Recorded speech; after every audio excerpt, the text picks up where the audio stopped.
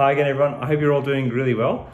So one of the issues which has been discussed quite a bit lately in America is the idea of forgiving large amounts of student debt. Joe Biden is considering forgiving $10,000 of student debt per a loan, while others in his party, including Senate Majority Leader Chuck Schumer and Senator Elizabeth Warren, are calling for a larger amount of $50,000 to be forgiven.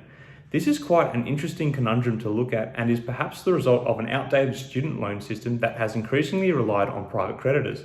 And this also points at a larger systemic problem of tertiary education becoming too expensive. The US tertiary education sector has been plagued with the ongoing problem of course fees increasing to the point where, as a country, it is generally the most expensive place in the world to study. Add to this the increasing number of Americans entering into degree programs. You have an inflating financial stress bubble in the country among the younger generations. It has gotten to the point where students are leaving colleges and universities with large debts which seem almost impossible for them to pay back, particularly those that are funded by the private sector. While the idea of forgiving student debt is a nice notion, there are a number of problems with it. Firstly, the taxpayer cost will be huge, and to a degree is quite unfair on people who have either already paid back their loans and perhaps even worse still, to the taxpayers who never undertook tertiary studies, yet now will be funding this debt relief. Keep in mind that non-degree workers average much lower pay than degree qualified workers. Furthermore, there is the problem that the people who have chosen to go to college have entered into a contractual obligation, and if a society stops honouring contracts, I fear this would be a sign of being on a pathway of further dissension into chaos. Now, I can't say that I'm totally across the whole problem in the US, but from what I have heard, perhaps the student loan system really needs an overhaul that perhaps makes it a little more like the one we have here in my native Australia. And the ongoing affordability of degree programs really needs to be looked at.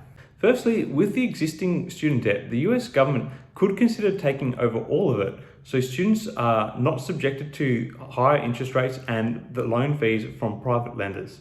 While this raises problems with caps on what people can borrow with the federal government loan system, by having a grace period for these newly acquired loans and perhaps introducing a more generous borrowing cap than what currently exists, it gives the government greater control of the whole system.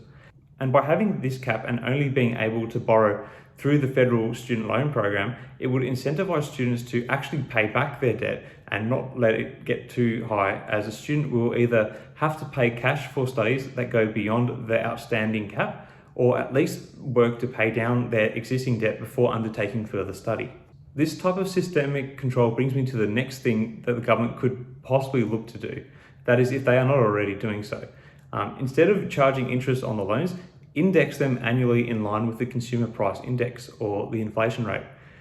This is one of the most attractive things about this strange student loan system. Outstanding balances are only indexed at the inflation rate. This means students are essentially given an interest-free loan, so it relieves the pressure caused by compounding interest charges and loan fees, which are all about profit.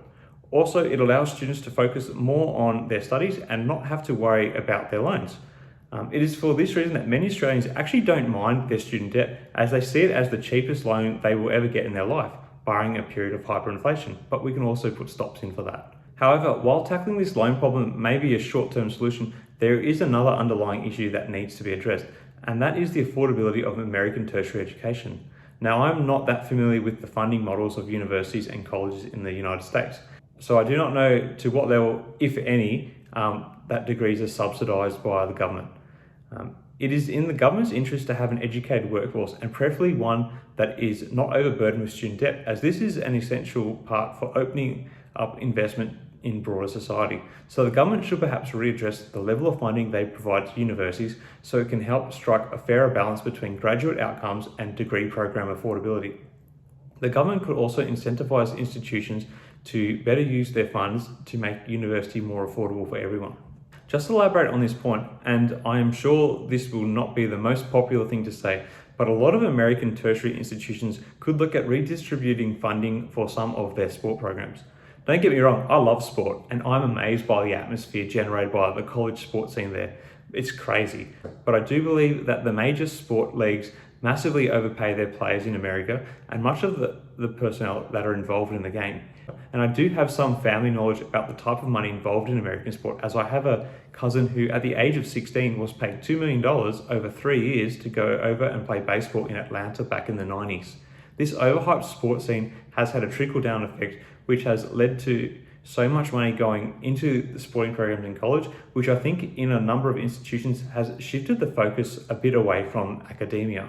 I remember years ago seeing some statistic about who were the best paid people in American universities, and instead of it being the dean or a vice chancellor, the people who actually run the institution, it ended up being the sport coaches, and by a long way also.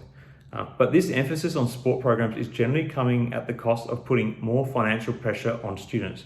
So I think it is something that could also be potentially redressed. Anyway, I don't have all the answers, but I really think forgiving large sums of student debt is not a fair outcome for all of society. Perhaps the government could introduce a capped co-contribution program or something to aid in the paying down of debt. They could even potentially consider incentivizing people to pay it back a little bit early by offering modest discounts for extra repayments. So what do you guys think? Have you got any ideas about how to solve the debt crisis? Because even as an outside observer, I can see it is a bit of a problem in America. Do you think student debt should be forgiven, or do you think there are better solutions to the problem, perhaps even more so than what I'm offering up? Let me know in the comments below. I always love to hear from you guys. Thanks again for watching. Feel free to subscribe if you have not already. I try to get something new out pretty much every day. Thanks again. I'll see you next time. Cheers.